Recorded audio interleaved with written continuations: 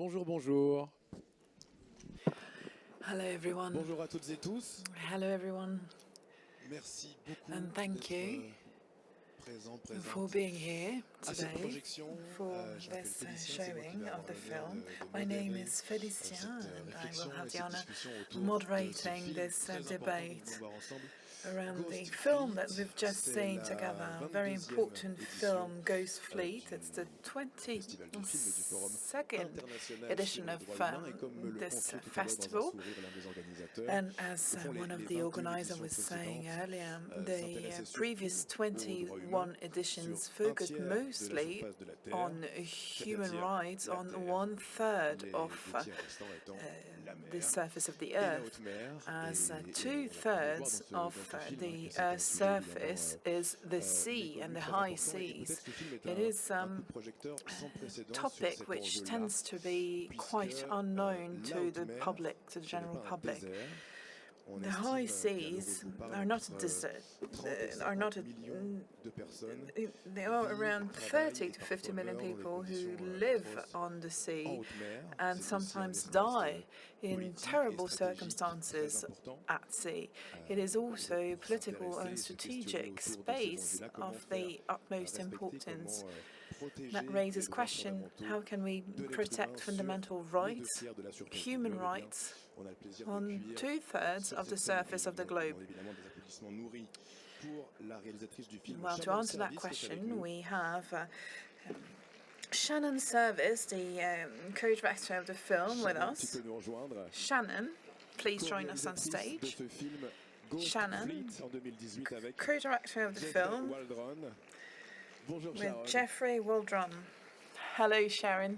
Sharon qui est venue accompagner de Sharon l'héroïne de son film. Alors l'héroïne has la come diégèse, mais l'héroïne aussi with au sens, the hero of the film, c'est Fatima qui est avec nous, qui a fait Tumchaku, tout le who is also with voyage us and who travelled all the depuis way Bangkok. from Bangkok.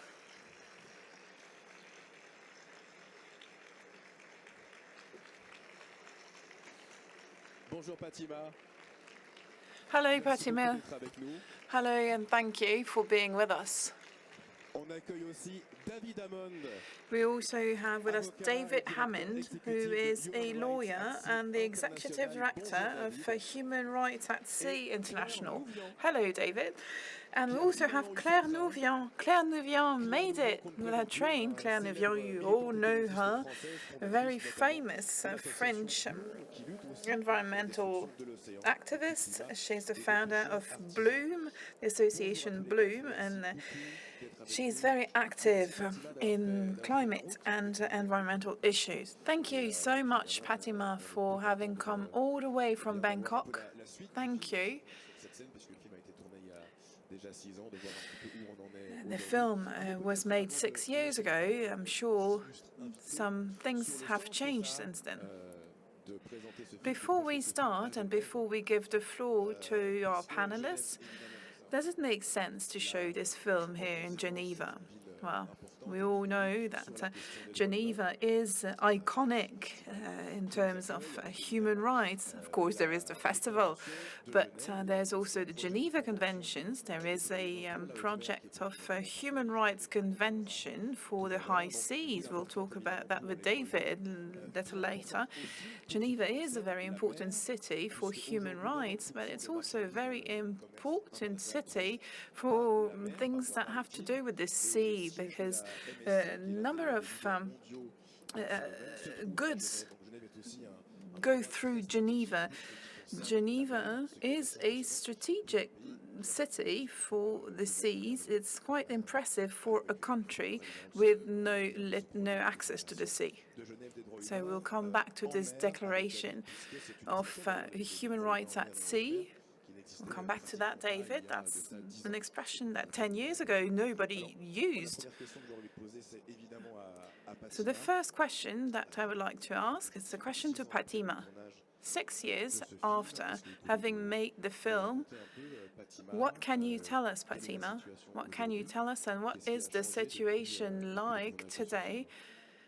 What has changed since you've made the film? I answer question Thai language and I have translated.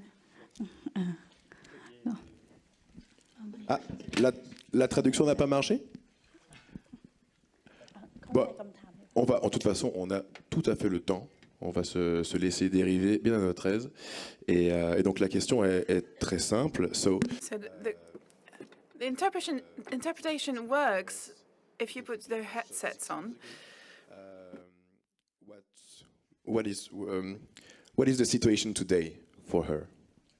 สำหรับ situation ณตอนนี้สถานการณ์เป็นยังไงบ้างคนที่เราช่วยเหลือมา 5,000 คนเนี่ยถ้ามีครอบครัวก็อยู่กับครอบครัวได้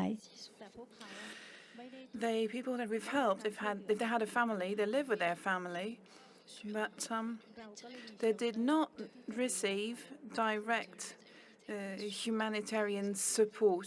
We have given them housing, though. 5,000 people who've been helped from this.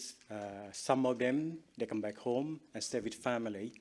Some of them, they still not no place to go, so they have a shelter to help them to stay in there. Okay. Est-ce que au niveau de la traduction, ça fonctionne pour tout le monde? Oui. Donc Fatima, effectivement. So Fatima, 5,000 people. 5,000 people have.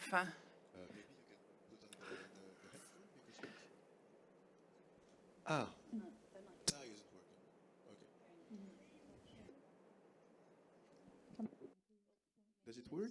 Note from the interpreter, it's supposed to be working. If you have your headset on, it should be working and be on the right channel. Channel 3 for Thai.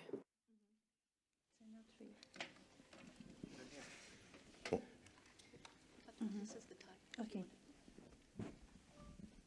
คำถามอีกทีได้ไหมคะ Oui. Repeat again. Oui, alors donc on l'a vu effectivement à la fin du film, Fatima, vous avez aidé plus de 5000 personnes à sortir de cette situation de l'esclavage en haute mer. Je sais qu'aujourd'hui vous utilisez aussi ce film comme un outil extraordinaire de... Today you are using this film as a tool for awareness raising, and it's a way for you to communicate all these issues that are so far away from our daily lives. I also think that you were in Japan recently. You discussed a lot with political figures. Japan is one of the countries that is the biggest consumers of seafood.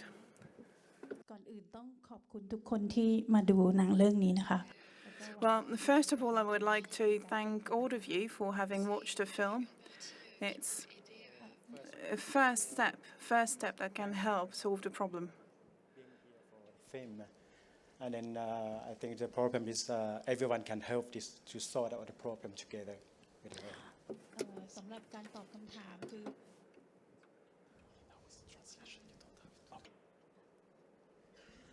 เกี่ยวกับเรื่องของตอนนี้เราใช้หนังเรื่องนี้ในการสร้างการเปลี่ยนแปลง Today, the film helps change things around in Japan. ให้ความสำคัญกับการทำ The objective is that fishermen in Japan give importance to illegal fishing and the living conditions on the boat as well. What we are trying to do in Thailand is the second exporter of fish and seafood in the world, but we don't raise awareness to the living conditions of fishermen. It's a dangerous job. And there are accidents, over 100 accidents every year, and this is something that we're trying to raise awareness about in Thailand. In this film, the people that we've seen, are you in touch with them? Well, the people that I've helped often get in touch with me. For some of them, they have not been able to start again, so they come back to the center with us in order to bounce back and work, find a job, and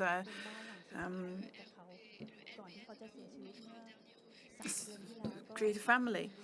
So it's sometimes some of them come back to us and it's their last home. And 3 months ago, one of them died. So in the film that you've seen, there are 2 people who've died today.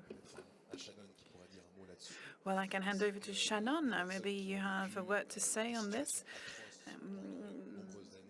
The people who have been through difficult situations for a number of years on those boats, they're isolated from the world, and it's only when they come back to land that trauma comes back to them. There is very heavy post-traumatic stress for these people. It's a little bit like those who are coming back from the war, isn't it? And sometimes the consequences of what they've been through, they feel it in their flesh much, much later.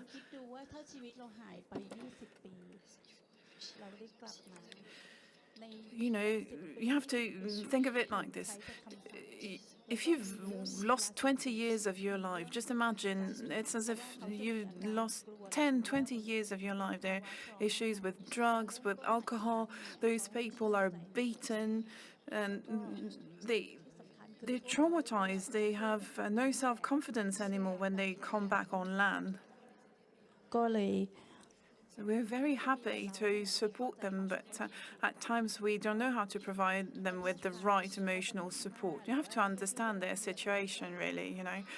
In the countries where they come from, there's nothing to help them. Thank you. Thank you very much, Fatima. Shannon, maybe a word to bounce back on what Fatima has just said? And maybe also a word on the youth in that film and the reasons why you ended up making the film.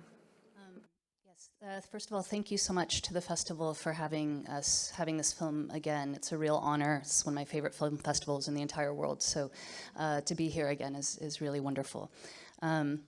So I'm a journalist, and I came across this story when my friend Becky, who used to live in Myanmar, she's another journalist, she and I were trying to figure out what story to do together. And she said, well, you know, when I was in Myanmar, there was an issue, a big issue, where men and boys were disappearing from the villages, disappearing from the cities, and they didn't know where they were going. And because Myanmar really doesn't have a free press, there wasn't a lot of information on what was happening. And we started looking around, and the only report that we could find was actually issued by Phil Robertson, who is now with Human Rights Watch, one of the sponsors of today's screening. And Human Rights Watch does phenomenal work, really detailed, groundbreaking, incredible stuff, but it really hadn't been covered by the world's media. So Becky and I spent 6 months going throughout Southeast Asia, meeting with people like Fatima and the other NGOs who were helping these men. Often the men were coming back, as Fatima was saying, with incredible trauma, and they're unable to get home. A lot of them were addicted to methamphetamines and other drugs that the captains were using to keep them working through the night. And there wasn't a place for them to go, and so they would end up finding Fatima. So when I met Fatima and Sompong and I found out what they were doing, it was just very clear that this needed to be a film. There's some stories that are much bigger than even an article or a news story, and this was one of them. So from that moment on, Fatima and I have been in touch, and we've been working on this ever since. Et alors j'aurais envie de vous poser la même question qu'à... Well, I would like to ask you the same question then as I asked Fatima. The film was filmed 6 years ago. So the situation and the people that you've met, you're still in touch with them. So what can you say about the place you are now regarding all these subjects? Yeah, I mean, this was more than just a movie, right? For me, it was a very deep experience, and of course, I've become very close with everyone, including Fatima. I'm still in touch with Oi and Tun Lin, and keep tabs as much as I can with everyone. And of course, everybody has their own lives and trajectories, and you know, things are hard, and then they get better, like everything else. But what has been really phenomenal has been some of the impact that, together with the organizations like Human Rights Watch, with you know, the organizations that are here today, two of which are the absolute very best in the space, and I have magnificent respect for. The amount of shift and change that has happened on this issue has been really heartening. We have a very long way to go, obviously, but when I started my reporting, I would go to these fisheries conferences, and they wouldn't even mention labor, let alone slave labor or forced labor. It was as though the fish was just jumping out of the ocean and onto people's plates, and there was nobody in between. And so just the level of awareness and change that I've seen in the last decade gives me hope that there's a lot more that can be done and will be done with folks like the two on stage. David Hammond, donc vous êtes... David Hammond, you're executive director of an organization called Human Rights at Sea. And before we came onto the stage, you told me that the expression of human rights at sea or in the high seas still didn't exist even 10 years ago. And that Shannon's film may be the first time the subject has been highlighted to this extent. And this is a subject we're going to be talking a lot more about in coming years, because the sea is being exploited, overexploited, and seafarers are a part of this. Could we start with a technical and political definition of what the high sea is? It is difficult to imagine for some people. For some, it makes us think of huge open spaces, huge spaces of freedom, pirates, outlaws, a space where you can do anything you like. What is the high seas? In terms of the high seas, we won't go into the law, but UN Convention Law of the Sea is the focal point on this. When we look at what's happening out at sea, most of you just will see the sea and see to the horizon. 12 nautical miles is the territorial waters, and then we have an economic exclusion zone for coastal states out to 200 nautical miles where resources are exploited, including fishing, including seabed resources. Beyond that, we talk about international waters, we talk about the high seas, and therein is the biggest issue of ocean governance and the jurisdictions which apply at sea. And in a nutshell, if we take the baseline that we are all entitled to fundamental human rights, just to pick up on what you were saying to start off with, 10 years ago, as a matter of fact, if you had typed the words human rights at sea into any global search engine, there was not, at that time, an explicit civil society organization talking about the subject. A lot of work on conservation, sustainability, biodiversity, labor rights. But it is remarkable that only a decade ago, this subject that we're now talking about today, with the work that's been done, with the films that are now coming out, it is only 10 years old in many respects. There are academic journals, but the actual advocacy is only 10 years old. So if we then look at established international law of the sea in 1982, you've got to start asking yourself the question, why haven't coastal port states and flag states been addressing human rights at sea in the largest focus in the last decade properly? And just two last points, if I may. When we're looking at human rights at sea, it's not just about the incredible trauma that's going on within global fisheries. It's also about migrants, refugees. It's about the global seafarers, 1.7, 1.8 million, moving 90% of the world's goods. It's about what's happening off Gaza at the moment. It's about what's happening in the Black Sea, and I've recently been to Ukraine several times doing similar work. And therefore, what I'm trying to weave the picture is, it is an entire web globally that is also interlinked into sustainability, the environment, biodiversity. It is not a small subject at all. Eh ben justement, ça me donne l'occasion de... Well, so maybe this is a good point to bring in Claire. Hello, Claire, about the environmental aspects, because the main subject of Ghost Fleet is human rights, but in connection with the destruction of marine ecosystems, the seabed that has been ravaged. Claire, I know this is a subject that is dear to your heart, that you've done a lot of work on. Can you give us some information of the linkages between human rights and the exploitation of seafarers that we've seen in Sharon's film, and how the living world is exploited? I'm not sure which language I should be speaking. French is fine. Whichever language you feel most comfortable in. Better. Est-ce que les gens préfèrent que je parle anglais ou français, whatever? Do you prefer me to speak French or English? En tout cas, je vais commencer. French. All right. Well, let me begin by thanking you, both of you. On a tous été bouleversés. We were all overwhelmed by your film. I heard a lot of sniffling in the room, and I'm really blown away by your work and your courage. The film is really superb. En fait, je me suis dit, And il y a de l'obscurité dans I thought came to me, wherever there's darkness, somebody always brings in some light, and you're the person who brought light to this particular area. I think we can applaud Fatima Vraiment, merci. and Sharon. Bravo. Shannon, thank you very much. Merci, mais merci d'avoir ce courage. Thank you so much for being brave enough to make this film. There isn't a lot of light in this area. Well, I'm not going to add light to the subject, unfortunately.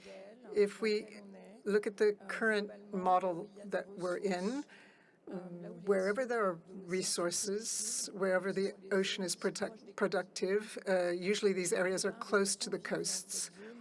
And most of the fish are found within the 200 nautical miles from the coast, these exclusive economic areas. So these are the areas where the oceans are the most productive. The problem is that there are many types of illegal fishing.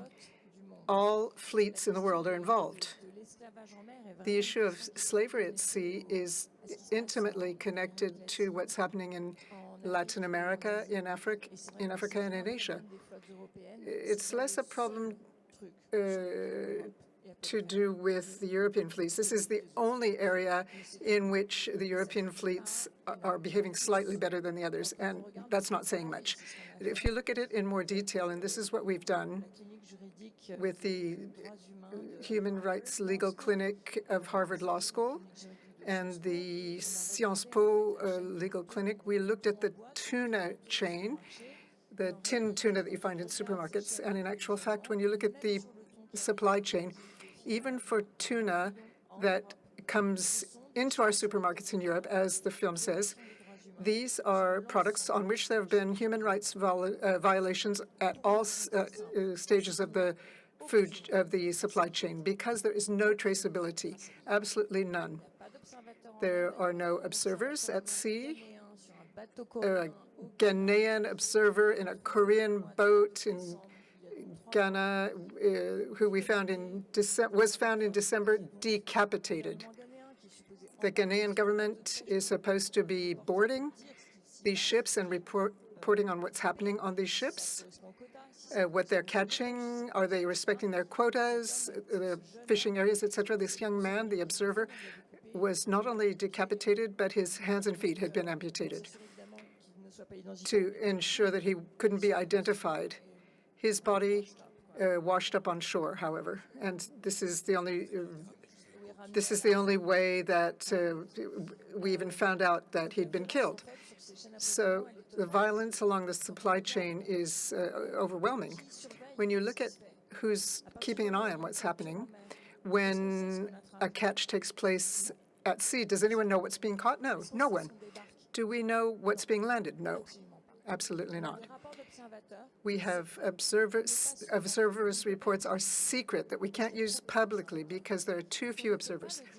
And we can't talk about it because if we show the pictures that are taken, these people will be identified and killed. So we have evidence that is more than alarming, but it's endangering the lives of the people on the ships. I can tell you this because they say, I can tell you this because I want to respect the ethics of the situation, but if you tell anyone, I'll die. So this is a criminal undertaking. Illegal fishing is criminal to start with, but I think we're always running after the law. We're always trying to catch up. We're always trying to keep up with inventive, ingenious criminals who are very slippery and always manage to get through the net, especially when there are no checks and controls. So the supermarket chain Carrefour has been asked to change its supply chain on tuna because there's mercury in the tuna, because of human rights violations and environmental violations, because the fish stocks are being destroyed. The oceans are being destroyed. Some people have said that they are on the boat decks. They're walking on scores of bodies of sharks that are caught as bycatch. So what about the checks? They say, what checks? What checks? They say we have checks. And when we say we want to see the results, they say, well, and this is where we are in the negotiations. We are getting tired of being taken for fools. But there's so much hypocrisy, and obviously, who's benefiting from this? It's the industries, the industrialists, and the transformation industry. The scale of fishing is not compatible with sustainability or respect for human rights. I could go on and on. I know that we all feel very deeply about this, but before I stop, I think we should mention the work of the Environmental Justice Foundation. I don't know if you've seen the book by Ian Orbina on the outlaw ocean. He's an investigative journalist who's won many awards and is really working on supply chain change. There are not a lot of us, but we're hoping that we can make a big difference. And like David, I thought maybe you wanted to reply to what your neighbor has said. On the issue of observers, I just want to pick up on that. 3 days ago, I was in Brussels briefing the European Commission, the long-range advisory council for the European fleets. And in it, we presented a detailed report that we had issued with the Association for Professional Observers, International Pole and Line Foundation, Blue Marine Foundation, etc. And we were looking into instances of actual abuse within the Northwest Atlantic. So this isn't in Thailand, this is in the Atlantic Ocean. And we are obviously talking at the top, and we're not looking at the moment down in the offshore Argentina, for example.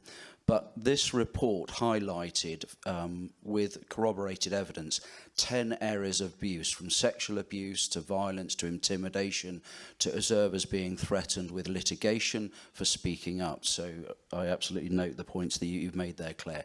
The reality is that there is not a protection for fisheries observers. Who are the scientific observers? They're not human rights defenders. They are scientific observers on board vessels, and as you say, Claire, not enough of them, who measure the catches and report back. The Ghanaian incident is terrible, and we know EJF and others are looking into that at the moment. But also, actually, at the end of last year, there was the death of an individual from a European state that's under investigation, so I won't go into it. And there were two other multiple cases as well in the Atlantic Ocean. The point here is that when we have our human rights protections, let me go back to that founding principle, that human rights apply at sea as they do on land. And if you believe that, which we should all believe in this room, then whether you're a crew, whether you're an observer, you should have the same protections, and they are not there yet. If I may just add one final point to that, we have worked extensively with our colleagues within the NGO sector to get policy and law changed. Very difficult when you're dealing with multi-billion-dollar industries. But I would like to think there is a chink of light, because if we're not an optimist in the human rights world, then actually we might as well stop. So we have to be optimistic that we can make a difference. And we do believe that with films such as we've seen today, more films we hope are coming, that you actually, the general public, can raise your voice, and you can choose whether or not when you go and buy something within the supermarket that says it is accredited for being sustainable, ask the question whether or not that blue tick does have a human and labour rights standard attached to it. I can tell you it doesn't. So you cannot guarantee that the fish, the prawns that you're buying that might be sustainably caught are not free from slavery, and that's a matter of fact today. It's not even sustainable. So the blue tick is not even sustainable.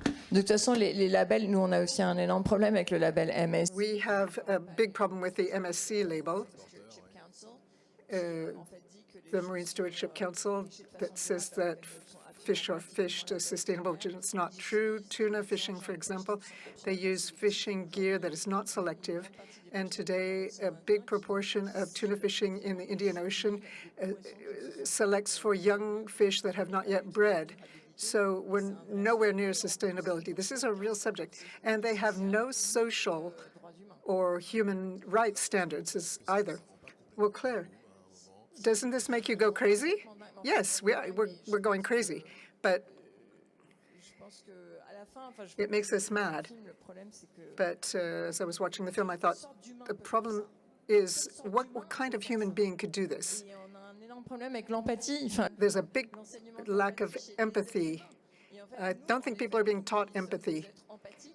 We are empathetic. And we who are empathetic, we must demand higher standards and stricter standards.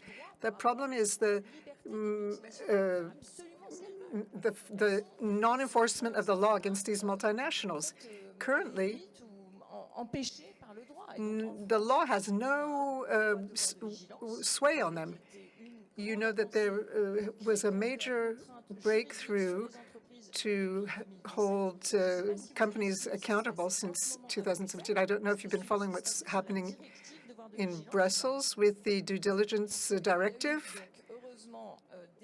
Fortunately, MEPs have fought to change this French model, turn it into a European directive so that companies can be held to account for what happens on their supply chain in health, human and social and environmental terms.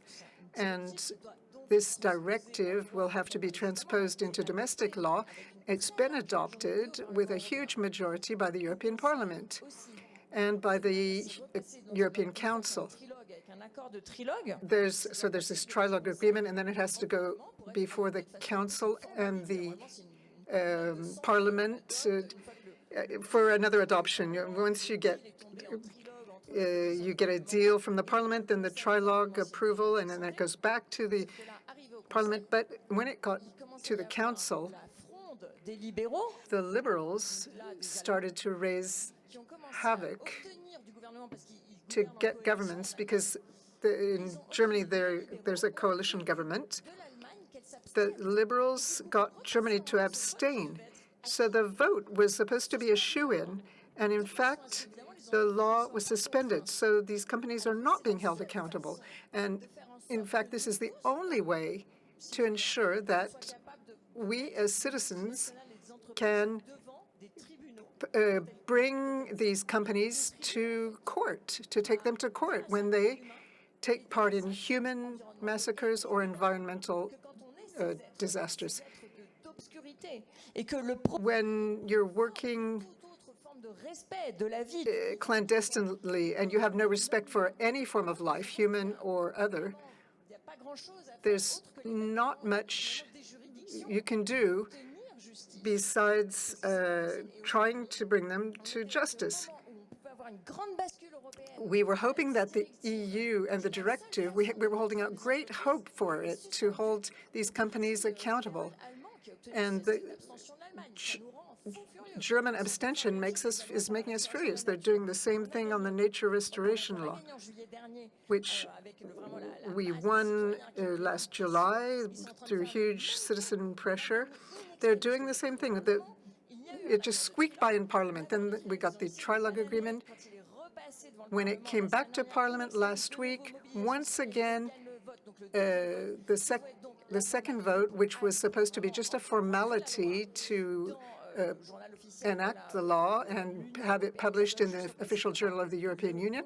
It just had to go back to the Council. Once again, the Liberals, this time the Belgians, asked for it to be suspended. So you see, we're backpedaling. We're going backwards. We thought we were moving forward, and in fact, we're going backwards. We're backsliding. We think that the pressure should now be directly brought to bear by citizens on the brands and the supermarket change. This is the only thing we can do. I'm sorry, I've taken up too much time. No, but it's very, very interesting, Claire. And I think that Shannon would like to add something to what you've said. It's true that you can speak more freely here than you can on certain French television talk shows. So we're glad to hear what you have to say, Claire. Shannon? It's not quite a response, but it's more of a kind of even bigger context.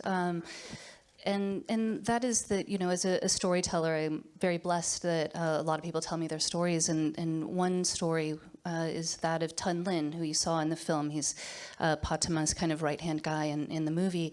And just to kind of help illustrate, because this is what really drove it home to me, how human rights, policy, security, environment, how it's all, you know, we put these things in little buckets, but that's not how they're lived. And as a quick story, Tun Lin was taken, he was kidnapped when he was 14, and he was forced onto a Thai fishing boat. And the boat had to go really far out to sea because the Thai fishing fleet had already overfished the Gulf of Thailand. So because there wasn't any fish to be had close by, the fleet was going further and further. And rather than providing good working conditions, rather than making sure that it was worth it for the fishermen to keep going out and be able to come home and have safety on board, the captain started paying for men. So here's Tun Lin, 14 years old, he's on this boat, and he's taken all the way to Somalia, because this was at the time when the Somali government was in free fall, and there was no Navy or Marine police to protect their marine resources, which were worth billions of dollars. So here's Tun Lin, he's Burmese, he goes all the way from Burma to Somalia, where he's forced to start fishing and taking away the primary protein source of Somalis. So if you're Somali and you're poor, this is the only protein you're going to get. But because there were so many boats from around the world, not just Thailand, but from everywhere, that they formed a wall outside, just outside the EEZ, which is what they're talking about, just outside, you know, they formed this wall of fishing boats, and no fish can get in. So a lot of fishermen started getting very frustrated with the situation. They started taking their boats out, firing on the boats. Tun Lin's boat was fired on, and that's why he left. But this is exactly how everything starts moving, right? You overfish the Gulf of Thailand, environmental calamity, turns into a human rights calamity, turns into a security calamity, turns into a food security calamity, turns into an environmental calamity, turns into a human rights calamity, and it just goes on and on. And so when we're talking about these interventions, you know, like the kind that Claire's discussing, this is really crucial stuff. You know, it's crucial here, but what happens here is crucial to people around the world.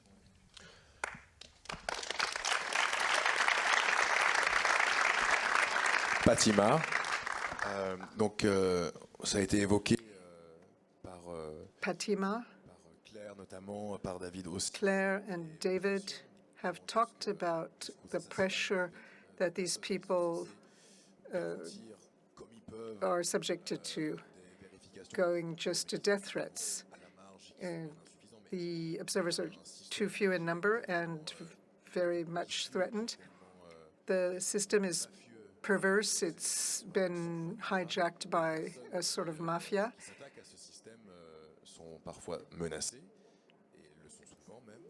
Anybody who wants to try to stop this has been threatened. Have you ever been put under pressure? We see in Shannon's film that at one point there's a guy on a motorcycle who's following you, trying to intimidate you when all you were doing was filming. Are you bringing this struggle to the international arena now with involvement by the political class? And have you felt threatened or intimidated? จริงๆเราต้องทุกคนต้องคิดว่าเราต้องไม่หยุดพยายามที่จะเปลี่ยน Actually, I think that despite all of what you said, and all of it's true, we can't just ถึงแม้ว่าจะมีคน give up. ตามหรือว่าคนทำร้ายเนี่ยแต่เราไม่เคย Yes, people follow us, people threaten us. ก็เพียงแค่อธิบาย I've never ต้องการมาช่วย wanted to hurt them. All I want to do is talk to them and explain things to them and tell them that I'm just trying to help people. There's no reason to hurt us. And even though we're threatened, even if we receive death threats, แต่เราอะ sometimes they send people in high places to speak to us at the foundation's offices. But these are not good reasons to give up. They can threaten us, but they can't change our minds. เช่นเดียวกันการทำธุร They กิจ can't stop us from helping people. ต่อสังคมรับผิด Equally, ชีวิตมนุษย์สิ่งแวดล้อมอันนี้ต่างหากที่พวกเราอะถ้าในฐานะที่เรา the same goes for the companies. ไม่หยุดคิดว่า If แน่ใจ if we keep ไม่รู้แหละด้วยวิธีไหนเราว่าทุกคน if we want to buy seafood products, we have to consider where they come from. I think that is something that everyone can do. ปกติเรามักจะถ้าเจออาหารทะเลเราจะถามคำถามว่าสด When สะอาดรสชาติดีไหมเราอาจจะต้องมีคำถามเพิ่มว่า you look at seafood in the supermarket, sometimes the first thing you think is it fresh? But the first thing you should think of is, where does it come from? Is this sustainable fishing? Is it equitable fishing? Is it fair trade? This is something this is the power that consumers have, and it's a big power.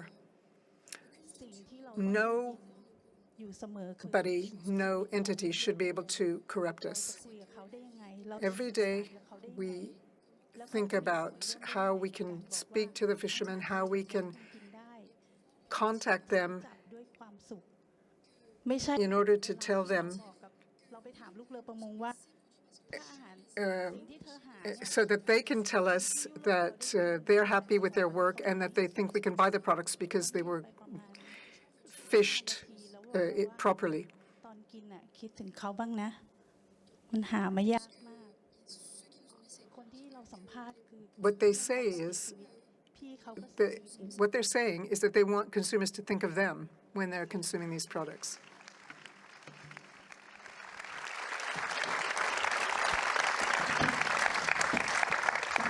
Alors effectivement, ce discours de la sensibilisation Yes, awareness for consumers is mainstream of ecological movements in the past years. When we realize that we're fighting big economic and political powers that are ready to go and willing to go very far and use coercion, intimidation, and sabotage, and using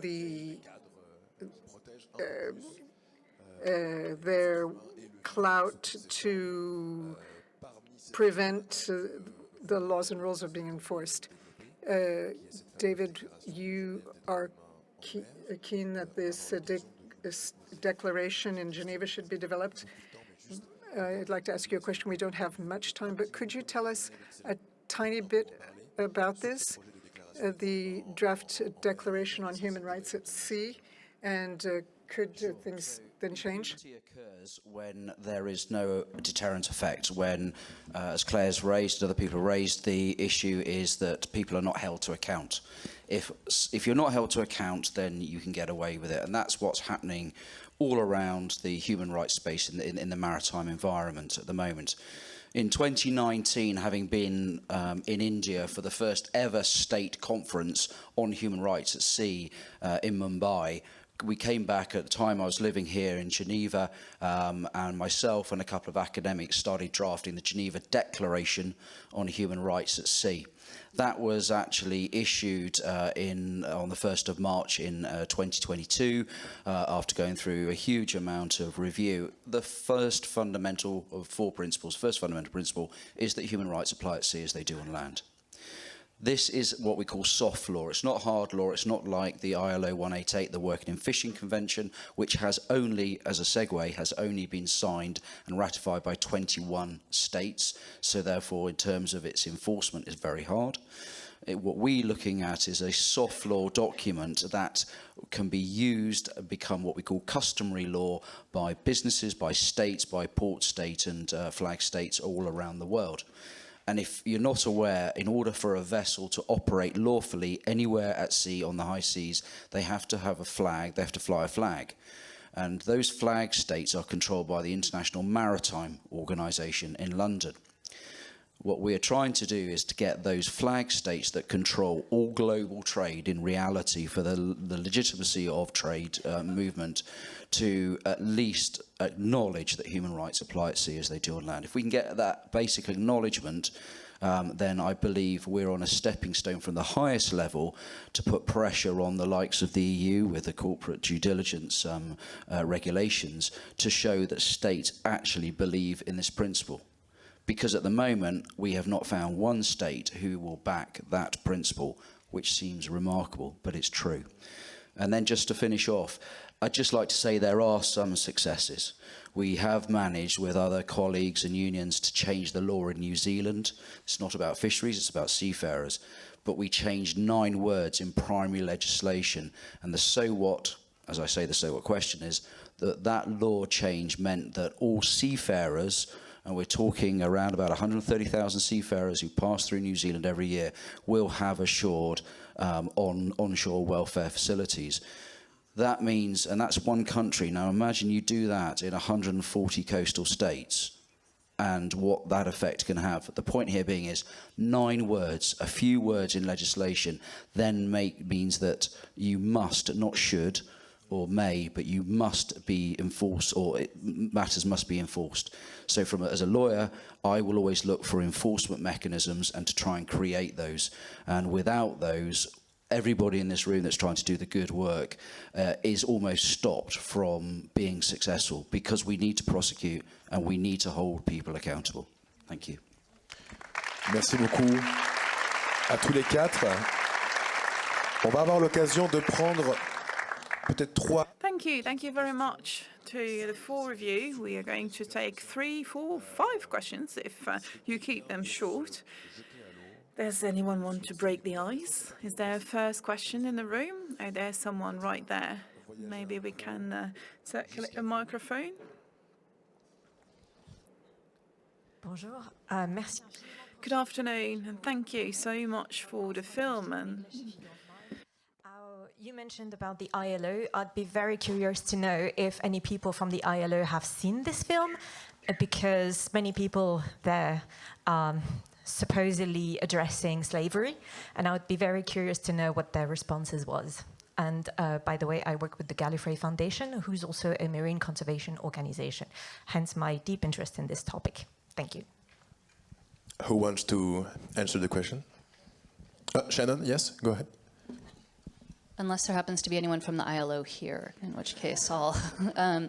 So yes, they have seen it, and it's a diverse organization, and so there was a diversity of responses. The film was going to be invited. They have, I think, their own film festival or some sort of film thing that they were curating. And I know that there's a lot of people at the ILO who are huge fans of Fatima and LPN, and I know that they've worked together.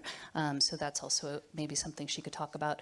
But then there's other folks at the ILO who I think I'm going to be very candid, but believe that they sort of did kind of addressed slavery at sea on their own, or that's what I was told by a couple of people a bit higher up.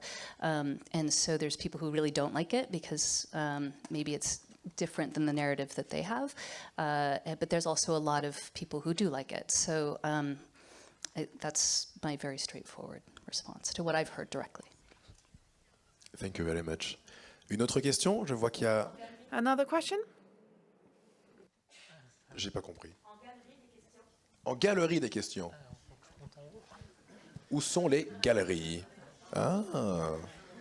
On va attendre que le micro arrive jusqu'à la galerie. Waiting for the microphone to travel all the way up there. C'est un endroit. Moi, en attendant, je peux dire un mot si vous voulez. Oui. Well, I can, it's true, we're not on TV, so I'm free to speak there.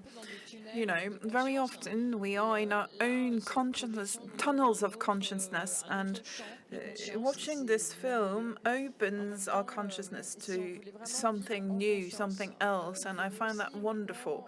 And if we wanted to live consciously, but we need to connect that to everything else that is happening more globally in the ocean.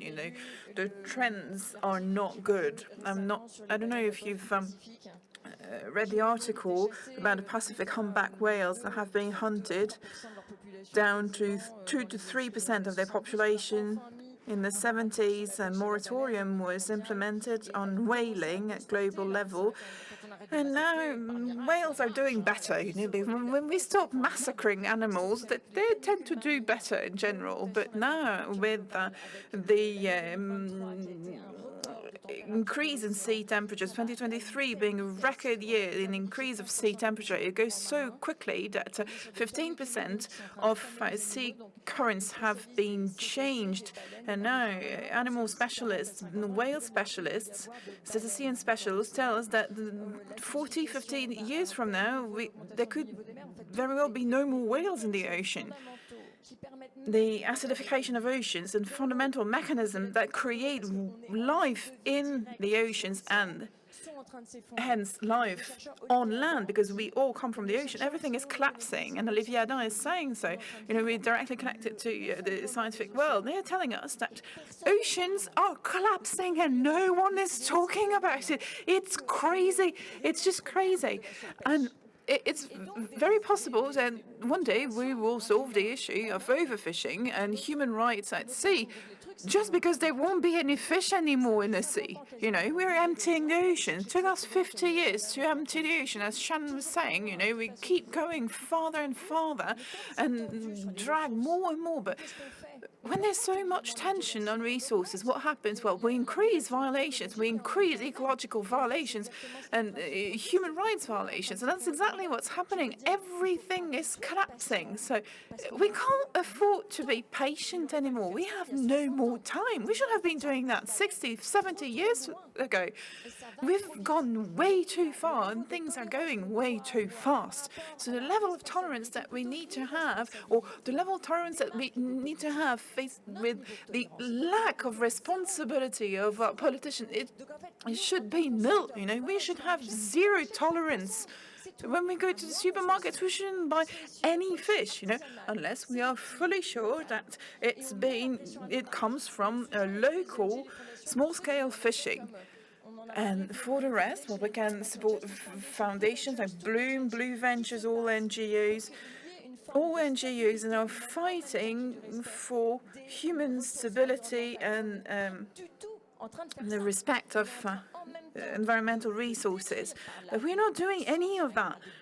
We are directly destroying nature with industrial fleet, and we're increasing CO2 emission, and therefore damaging the very balance that allows for life on Earth.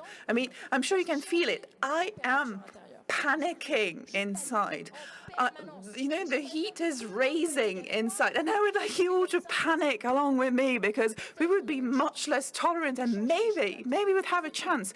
Maybe we'd have a chance to turn things around. But I can tell you, it's not looking good. A Norwegian study that came out saying that when we're afraid, we're 7 times more likely to act, because the right-wing people also tell us, oh no, you're peddling fear, and they're telling us that when you're afraid, you're paralyzed. But no, when you're afraid, you act, and we need to be afraid. We need to act, and we need to win. I agree with you. We have no choice.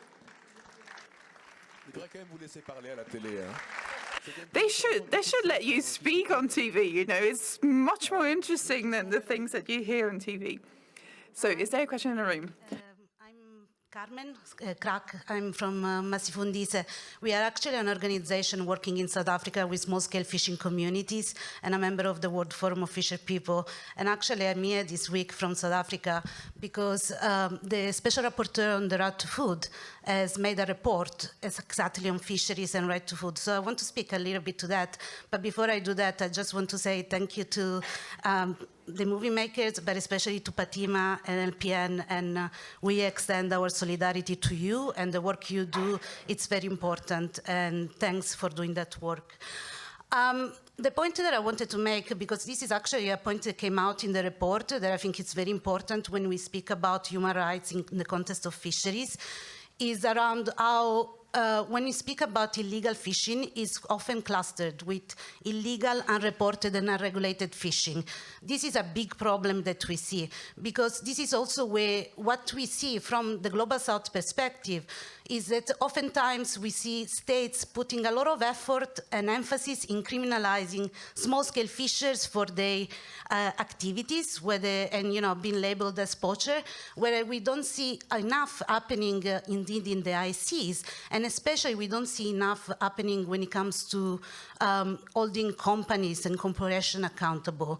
So I think that that is something that needs to be really appreciated, and thinking about how do we move forward on this, especially in a context like Geneva, and the processes that are happening here, besides what is happening at the European Union level and the declarations, there are other processes that I think is very important to be aware of and to support, processes that are being pushed for and led by fishers movements, peasants movements, the food sovereignty movement.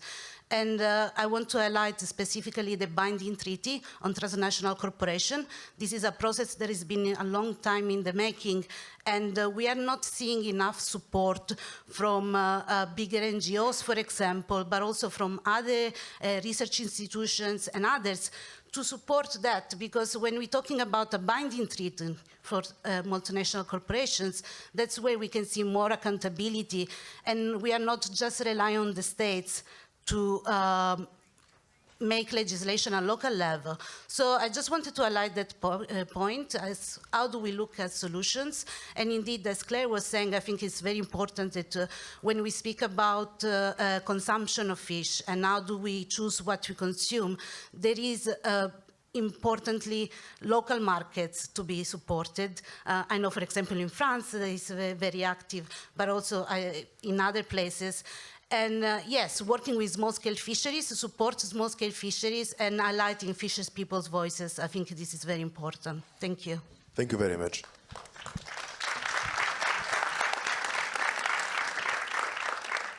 Est-ce que quelqu'un veut vite rebondir ou alors... Does anyone want to bounce back on this, or can we move to another question? There's another question in the room. Oh, it's not in the galleries anymore. It's right here in the room.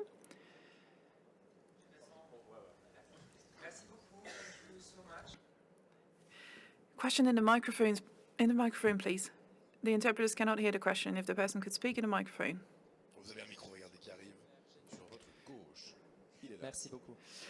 Thank you.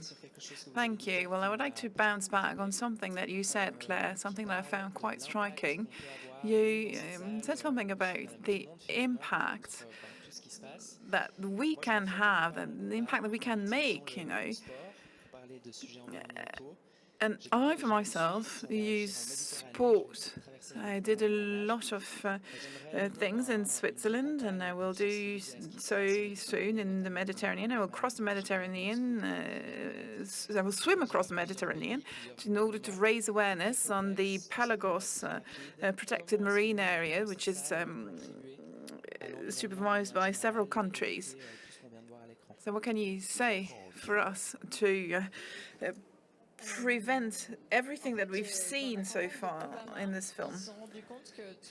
Well, in Obama's campaign, they realized that everything they did, mailing everything that they did meant nothing compared to your own conviction.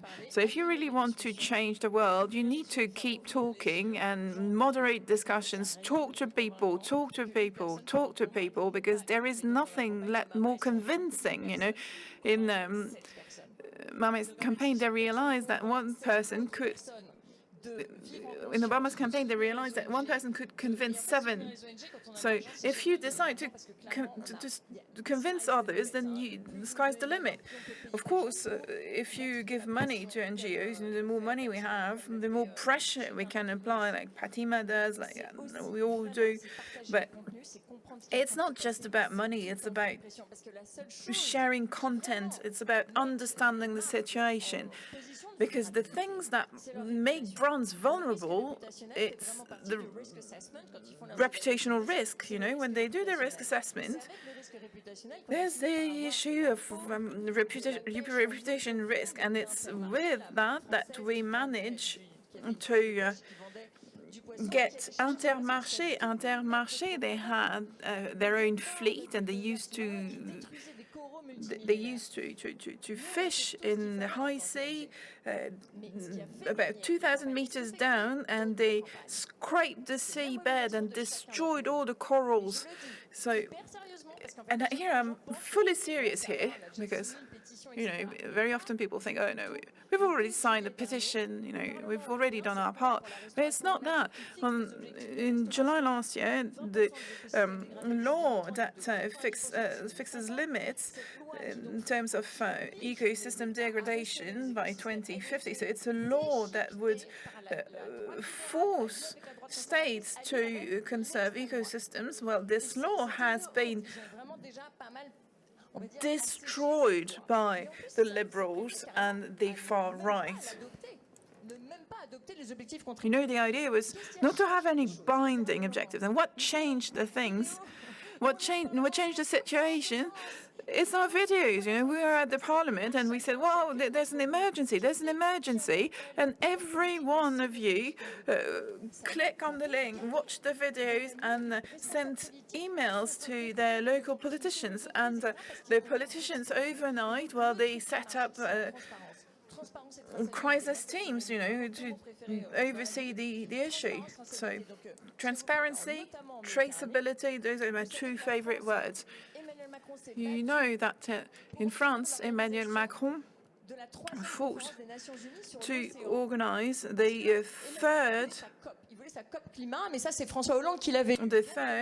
UN conference on the oceans. So he wanted to have his own COP, you know, in France. He wanted to have all the heads of state going around in Paris. And so he fought at the UN General Assembly, and he got the organization of the Oceans Conference. So he wanted to organize it in Marseille, but in the end they chose Nice, because Nice is a right-wing town. So the conference will be held in 2025 in the Mediterranean Sea. And all the heads of state will come and give speeches in front of the most overfished, overexploited sea in the world.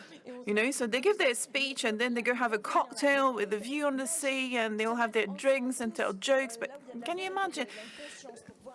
So what we need to do is to raise awareness and that people talk about it and support NGOs that do the job to amplify the voices, you know, because when the general public demands things, well, then in the end we get them.